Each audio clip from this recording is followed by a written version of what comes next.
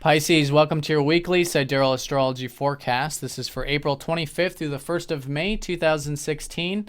I'm Athen, and this is for Sidereal. If you are new to the channel, be sure to check out the link because the signs are different. All right, so Pisces, this week we have Mercury going retrograde on Thursday. This is putting a big emphasis on your second house. So the second house is the house of self-reliance. It's the house of your sense of self-worth. And on an external level, the material values in your life, maybe even the financial stuff. So that's been a big area of focus, I think, already for you guys with the sun here. It's going to be an area of new beginnings in about a week when we have the next new moon. And now with the retrograde Mercury, it's a time to just kind of pause with this for a second.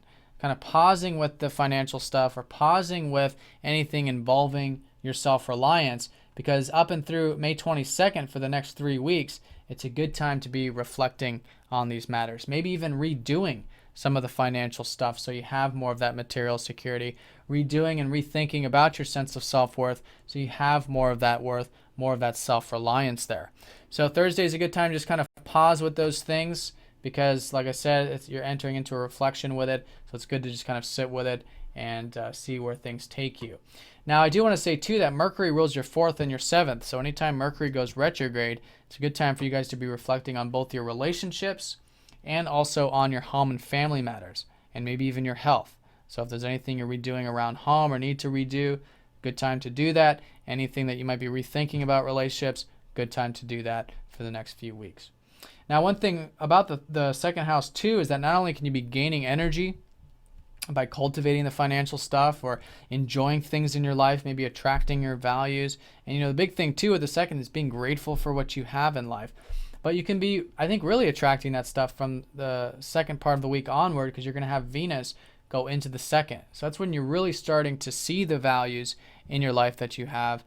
There's the gratitude. You could be attracting those values, etc. And I think that's a big emphasis even more going into next week. But remember to just be adaptive, progressive in the process. Retrograde Mercury's, it's good for you to get involved with this stuff, but just be flexible in the process.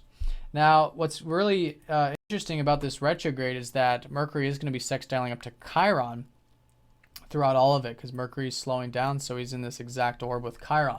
So Chiron is about healing. And I think you guys are healing your sense of self-worth and confidence or self-reliance this week. Maybe even your perspective of the material realm. And this is because of this healing that you guys are doing with yourself. Chiron has recently entered into your guys' first house.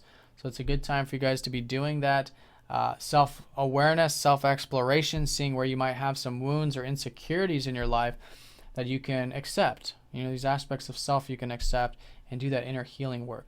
Because Chiron's showing you that there's nothing external with this. It's just an internal wound, an internal process of doing that inner healing. So I think it can come across as very easy and very supportive this week when you're open to healing. And I think not only with self, but also with your self-reliance.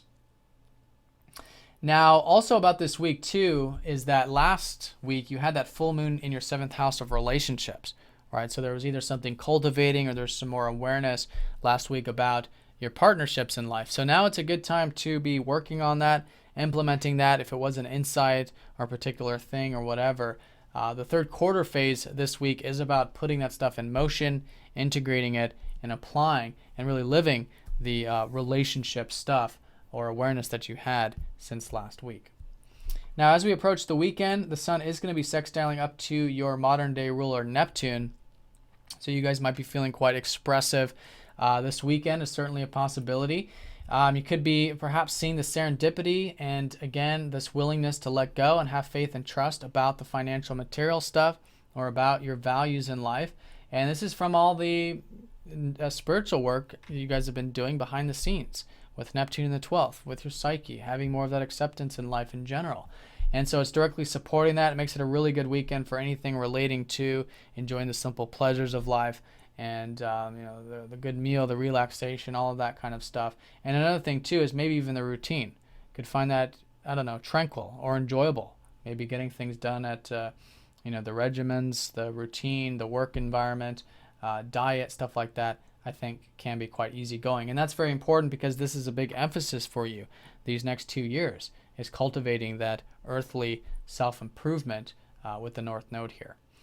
So that's the key areas. Again, the strongest being this Mercury retrograde around Thursday, just kind of pausing with anything relating to values in your life, self-value or external value, pausing with the home and family stuff, pausing with the relationships, because that's going to be the area of reflection for the next few weeks. But you can be gaining a lot of energy, enjoying the simple pleasures. You could be attracting your values in life with Venus going into the second, and over the weekend could be easygoing relating to those things.